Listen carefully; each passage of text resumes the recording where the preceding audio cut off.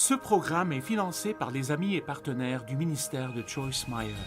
Vous pouvez vouloir quelque chose tellement que vous feriez n'importe quoi pour l'obtenir. Et quand vous voulez trop quelque chose, le diable vous l'offrira avec un compromis, comme il l'a fait avec Jésus.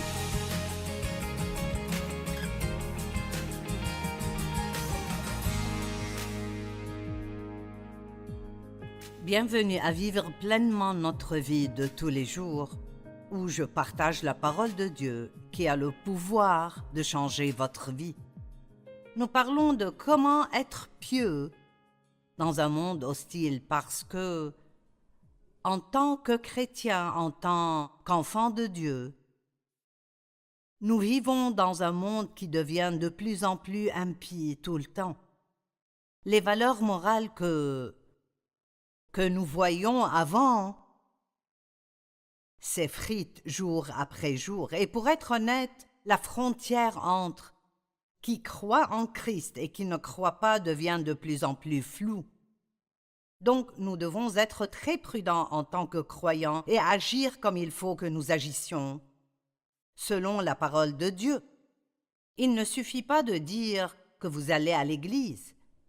Nous devons avoir un certain comportement que les gens peuvent reconnaître comme un comportement qui ressemblerait à Christ.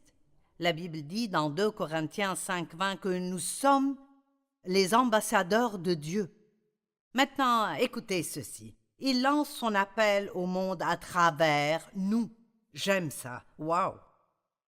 Pour moi, c'est juste une déclaration puissante. Chacun de nous est dans le ministère. Nous vivons dans les derniers jours ou très proches des jours derniers parce que nous pouvons lire la Bible et voir les signes de la fin des temps. Matthieu 24 est un chapitre que vous devez absolument lire. Il parle de différents signes de la fin des temps. Et il y a des guerres et des rumeurs de guerre et des tremblements de terre et des famines, et l'amour de beaucoup se refroidira et les gens seront facilement offensés, et ainsi de suite. Mais l'une des choses dont il dit que c'est un signe de la fin des temps, c'est que la tromperie deviendra plus grande. En fait, il est écrit que si Dieu ne raccourcit pas les jours pour le bien des élus, donc s'il ne raccourcit pas les jours même pour le chrétien le plus engagé, aucun homme ne pourrait supporter la tromperie qui viendra dans le monde. Donc, si vous pensez que vous ne pouvez pas être trompé, c'est une tromperie en soi. Avez-vous déjà prié pour que Dieu vous protège de la tromperie? Ou pour que vous reconnaissiez quand Satan essaye de vous tromper, pour que vous sachiez quand Satan vous ment? C'est quelque chose que nous devons prier régulièrement dans notre vie. Dieu, aide-moi à ne pas être trompé. Aide-moi à reconnaître quand Satan essaye de me tenter, de faire des compromis et d'aller dans la mauvaise direction. Et donc, nous avons commencé hier à parler des compromis et de comment même Jésus a été tenté de faire des compromis. Le diable lui a dit, pendant une période de 40 jours où il a été conduit par l'Esprit Saint dans le désert pour être tenté, l'une des tentations que Satan a faites, si tu te prosternes et tu m'adores juste une fois, je te donnerai tous les royaumes du monde et tout ce qui s'y trouve. Et bien sûr, Jésus a résisté à cette tentation et il a dit, il est écrit, tu serviras le Seigneur, ton Dieu, et tu ne serviras que lui. Et nous avons besoin de connaître la parole. Et quand le diable nous ment, nous devons être prêts à dire, il est écrit. Faites attention aux mensonges de juste une fois ou le c'est juste un peu. Le mot compromis signifie aller juste un peu en dessous de ce que vous savez. Être juste. Parfois, nous agissons comme si nous ne savons pas vraiment. Mais nous savons. Vous pouvez discerner à l'intérieur quand quelque chose ne va pas. Mais si vous n'avez aucune connaissance de la parole de Dieu, cela peut être plus difficile. Mais plus vous comprendrez la parole de Dieu, plus cette parole vous convaincra lorsque vous essayez de faire quelque chose de mauvais. Faire des compromis signifie savoir ce qu'il faut faire mais ne pas le faire. Eh bien, Jacques en a parlé.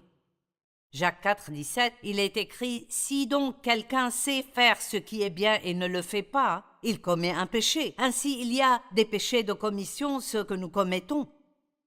Mais il y a aussi des péchés d'omission, comme des choses que Dieu ne nous dit pas simplement quoi ne pas faire. Il nous donne aussi des choses à faire, comme par exemple aider les pauvres. Eh bien, si je connais quelqu'un qui est dans le besoin et que j'ai les moyens de pouvoir l'aider, et je ne veux pas le faire parce que je suis égoïste, alors c'est un péché. Et souvent, je pense que nous ne pensons pas assez au péché d'omission. Ce n'est pas seulement que vous faites beaucoup de mauvaises choses, mais faites-vous assez de bonnes choses? On ne peut pas être chrétien et ne pas vouloir aider les gens. Mais Satan essaiera de vous tenter, de ne pas agir. Il vous dira « il ne mérite pas votre aide ». Eh bien, nous ne méritons pas non plus l'aide de Dieu. Faire des compromis pour régler les problèmes dans les relations n'est pas toujours une mauvaise chose. À moins que cela ne nous amène à pécher. Là, nous choisissons ce qui est juste. Et vous devez défendre ce qui est juste, sinon vous tomberez pour tout ou n'importe quoi. Alors, utilisons simplement un exemple quelconque. Disons qu'une femme veut vraiment que son mari aille à l'église avec elle. Mais il n'y va pas et il dit finalement « J'irai à l'église avec toi le dimanche si tu veux te saouler avec moi. » Eh bien, évidemment, elle ne peut pas faire ce genre de compromis. Elle doit dire non, parce que c'est mal selon la parole de Dieu. Mais voyons comment ceci pourrait marcher.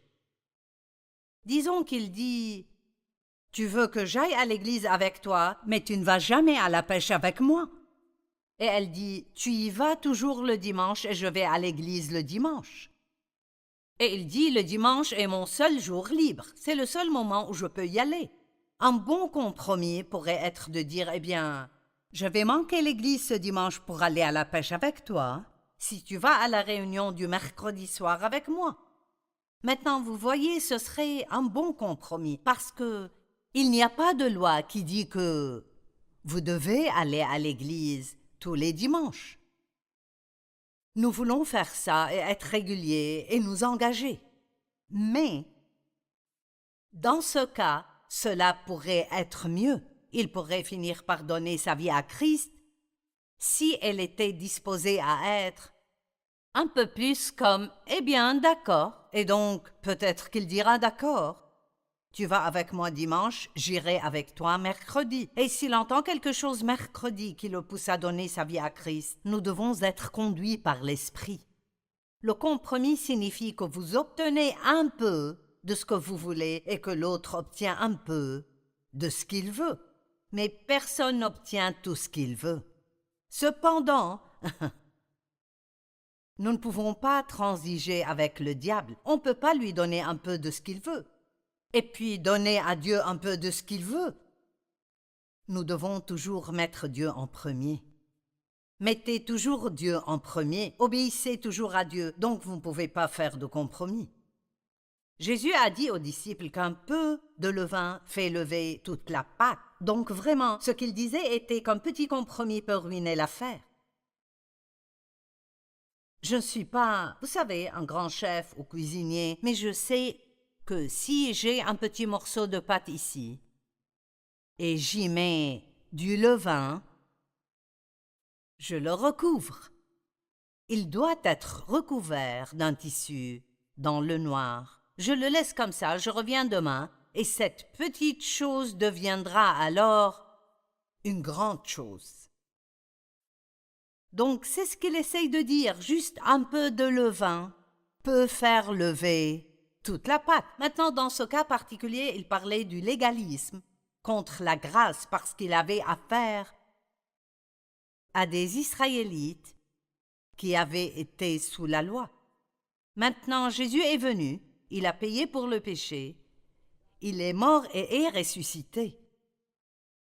Et Paul enseigne aux gens la grâce, mais certaines des personnes qui sont devenues chrétiennes, les Juifs qui étaient devenus chrétiens, avaient du mal à abandonner tout ce légalisme. Ainsi, Satan essayait constamment de les tenter de faire des compromis et d'ajouter un peu de légalisme à la grâce, en espérant que ça marcherait.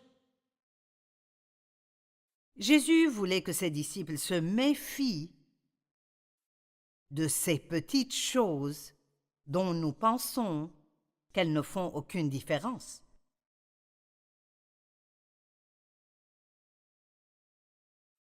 Chaque fois que nous progressons, Satan nous tentera de faire des compromis. Il essaiera toujours de vous faire dérailler et de vous faire perdre votre concentration. Vous pouvez en être sûr. Lorsque vous progressez dans votre marche avec Dieu, l'ennemi vous attaquera d'une manière ou d'une autre. J'écris un livre que j'intitule « Comment aimer ceux qui sont difficiles à aimer » et j'écris sur le fait de ne pas être égoïste.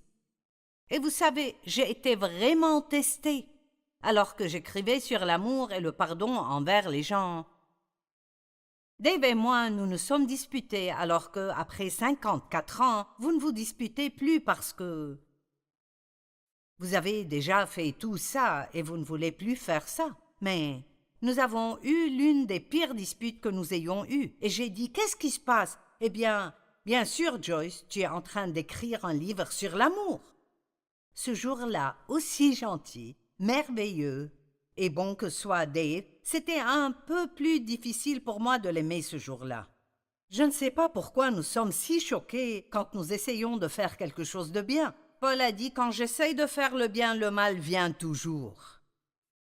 Et c'est comme ça que ça va toujours être. Ne soyez pas surpris si vous essayez d'aller à l'église régulièrement. Quelque chose va se passer qui essaiera de vous garder à la maison. Vous essayez de prier le matin régulièrement et je peux vous le dire, ce téléphone va sonner, tout le monde va avoir une urgence, vos enfants vont avoir besoin de quelque chose dont ils n'ont pas besoin.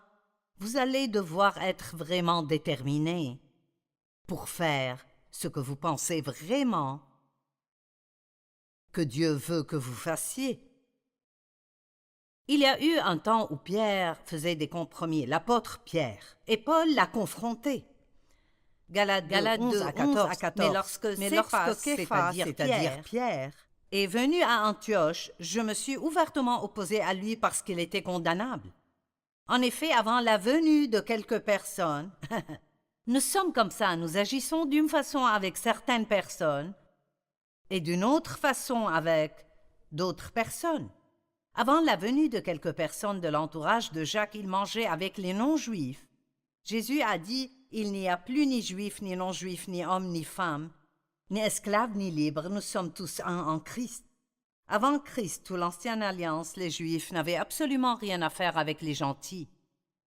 Ils disaient, non, non, ne faites rien avec les gentils. Surtout ne mangez pas avec eux, vous n'avez rien à voir avec eux. Maintenant c'est fini, nous vivons sous la Nouvelle Alliance. Jésus a accompli la loi. Nous ne vivons plus sous la loi, maintenant nous vivons conduits par le Saint-Esprit. Nous allons toujours vivre des vies saintes, mais nous n'allons pas le faire en suivant un tas de règles. Nous allons suivre le conseil de l'Esprit Saint qui vit en nous. Et il nous guidera dans la bonne façon de vivre. Ainsi, avant l'arrivée de certaines personnes, Pierre mangeait avec les gentils. Mais lorsque ces personnes sont arrivées, il s'est esquivé et s'est tenu à l'écart des gentils, par crainte de ceux qui font partie des circoncis. Tout sous l'Ancienne Alliance se rapportait à la circoncision. Les mâles devaient être circoncis à l'âge de 8 jours. Et si vous n'aviez jamais été circoncis, vous étiez exclu, vous n'étiez pas le bon genre de juif. Donc même sous la Nouvelle Alliance, il y avait certains juifs devenus chrétiens qui essayaient de dire « Oui, nous croyons au salut par la grâce, mais il faut quand même être circoncis », ce qui n'était pas le cas. Et donc, Pierre avait vécu pleinement selon la Nouvelle Alliance, mais quand certaines personnes, je suppose des gens avec qui il voulait être en faveur, sont arrivés, il croyait en cette loi d'être toujours circoncis et ainsi il les a rejoints dans leur hypocrisie. Au point même que Barnabé a été trompé. Comprenez que vous avez de l'influence. J'ai de l'influence. Si je commence à faire un peu ce mal et un peu ce mal, d'autres personnes qui m'aiment et me respectent pourraient penser « si c'est bon pour Joyce, alors c'est bon pour moi ». Vous avez de l'influence et vous devez représenter Christ comme il faut. Vous êtes ambassadeur de Dieu et ce que vous faites compte, votre comportement compte. J'espère que cela aidera quelqu'un.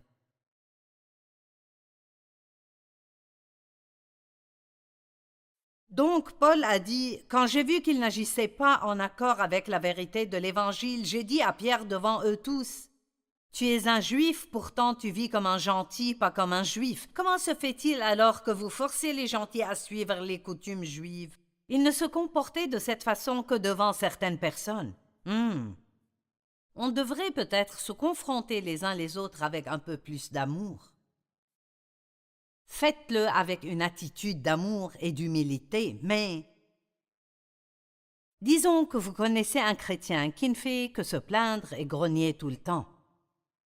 Il n'est pas reconnaissant, il n'a aucune gratitude. Il se plaint concernant son travail, concernant ses voisins. Il se plaint et grogne toujours. Ce ne serait pas mal pour vous, avec amour, de dire « Tu sais, tu ne réalises probablement même pas que tu fais cela. Tu es tombé dans une habitude, mais tu sais, tu le fais, tu te plains juste beaucoup. » Et la Bible dit que lorsque nous nous plaignons, nous ouvrons la porte au diable. Que nous ne devrions pas lui donner ce genre de porte ouverte dans notre vie. Parfois, nous avons besoin d'être confrontés. Une partie de la dispute que Dave et moi avons eue, c'est qu'il m'a confronté à propos de quelque chose. Je n'ai pas aimé ça, et j'ai pensé qu'il était un peu trop dur, mais Dieu merci, nous croyons au pardon, alors bien sûr, je lui ai pardonné. Et après avoir été blessée, je me suis mise à demander à Dieu s'il avait raison. Parfois, quand les gens nous confrontent à propos de quelque chose, nous ne devons pas nous énerver contre eux, nous devons demander à Dieu s'ils ont raison. Parce que parfois souvent Dieu utilise les gens pour confronter les autres à propos de leurs péchés. Ces gens faisaient des compromis sur le principe de la foi en Christ plutôt que sur les œuvres de la loi. Aujourd'hui, il y a beaucoup de compromis. Les politiciens font des compromis pour obtenir des votes, même si cela signifie qu'ils ne font pas ce qu'ils promettent aux gens qu'ils feraient s'ils votent pour eux. Quand vous votez pour quelqu'un, vous devez le tenir responsable de faire ce qu'il a dit qu'il ferait. Et s'il ne fait pas, alors la prochaine fois, vous ne devriez plus voter pour eux. Les chrétiens, parfois, compromettent leurs normes morales au travail pour être promus au travail. Le patron veut que vous fassiez quelque chose de mauvais, vous ne voulez pas le faire. Mais vous savez que si vous ne le faites pas, vous n'aurez pas de promotion. Mais la vraie promotion vient de Dieu, elle ne vient pas de l'homme. Quel genre de compromis moraux les gens font-ils pour être célèbres et avoir de l'argent? Parfois, les chrétiens font des compromis pour éviter d'être rejetés. C'est difficile pour les jeunes. Ils disent « il », qui qu'il soit. Les experts, les gens qui savent tout. Ils disent « nous avons entendu dire que 70% des jeunes chrétiens qui vont à l'université ou que de tous les jeunes chrétiens qui vont à l'université, 70% perdent la foi pendant qu'ils y sont. C'est horrible. » Vous savez pourquoi? Ils veulent faire partie du groupe, ils veulent être acceptés. Et surtout, à cet âge-là, on veut être accepté. Beaucoup d'entre eux commencent à faire des compromis, juste un peu. Et puis l'un en amène un autre et l'autre en amène un autre. J'enseignais quelque part l'autre jour et j'ai dit « Nous entendons la déclaration. Il est tombé dans l'adultère. Vous savez quoi? Vous ne tombez pas dans l'adultère. Vous entrez dedans. Et c'est un peu par ici, un peu cela, un peu de flirt. Un peu de paroles concernant combien vous êtes mécontent dans votre mariage. Un peu du mauvais type de réconfort venant d'une personne avec qui vous n'avez rien à voir. Et puis c'est un déjeuner, et puis c'est autre chose. Nous ne tombons pas dans ces choses. Nous ne faisons pas cela. Nous nous occupons de nos affaires et tout d'un coup, nous tombons dedans. Il faut être conscient des petits compromis, car ce sont les petits renards qui gâchent la vigne. Paul a dit dans Galates 1:10 que s'il avait essayé d'avoir l'approbation des gens, il ne serait jamais devenu un apôtre du Seigneur Jésus-Christ. Je me demande combien de personnes ont manqué l'appel sur leur vie parce qu'elles ont choisi d'être populaires auprès des gens plutôt que de suivre Dieu. J'ai dû rester ferme au début lorsque Dieu m'a appelé au ministère. C'était difficile, c'était douloureux, ça fait mal, j'étais seule. Mais je suis tellement heureuse de ne pas avoir fait de compromis. Parce que si j'avais fait cela, je ne serais pas ici aujourd'hui. Saül était un roi qui a perdu son opportunité d'être roi parce qu'il ne voulait pas perdre le peuple. Dieu, ou plutôt Samuel, lui avait dit de ne pas faire les sacrifices du soir jusqu'à ce qu'il vienne. Mais il se faisait tard et Samuel n'était pas encore arrivé. Et la Bible dit que les gens ont commencé à se disperser. Alors Saül est allé de l'avant et a fait ce qu'on lui avait dit de ne pas faire. La cupidité peut aussi entraîner des compromis. Vouloir quelque chose à tout prix. Vous savez, le désir n'est pas qu'une question de sexe. Vous pouvez convoiter une nouvelle maison.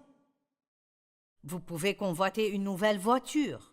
Vous pouvez arriver à tellement vouloir quelque chose comme un poste au travail. Vous pouvez vouloir quelque chose tellement que vous feriez n'importe quoi pour l'obtenir. Et quand vous voulez trop quelque chose, le diable vous l'offrira avec un compromis, comme il l'a fait avec Jésus. Si tu te prosternes juste une fois, je te donnerai tous ces royaumes et tout ce que le monde a à offrir. Eh bien, j'aime les belles choses comme tout le monde, mais je ne les veux pas sans Dieu. Parce que peu importe combien de belles choses vous avez, si vous n'avez pas Dieu dans votre vie, vous n'aurez pas de paix. Vous savez, ça ne sert à rien d'être jaloux des non-croyants qui ont plus que vous, parce qu'ils ont peut-être plus de choses, mais ils n'ont pas plus que vous parce qu'ils n'ont pas Dieu. Et si vous avez Dieu dans votre vie, si vous avez Jésus dans votre vie, alors vous avez tout ce dont vous avez besoin. La cupidité mène au compromis. Nous payons souvent trop cher pour un petit rien. Permettez-moi de dire aujourd'hui que la paresse mène au compromis. Être juste paresseux, ne pas faire ce qu'il faut parce que vous n'avez pas envie de le faire. Vous n'avez pas envie de faire cet effort, alors vous ne le faites pas. Je sais que je devrais faire ça, mais... Il y a eu un temps où les gens faisaient ce qui était juste parce qu'ils croyaient que c'était leur devoir. Ils ne le faisaient pas parce qu'ils en avaient envie ou non, ils le faisaient parce que c'était la bonne chose à faire. Et je veux vraiment nous voir tous monter plus haut. J'invite toujours Dieu à traiter avec moi, à me réprimander et à me convaincre de monter plus haut.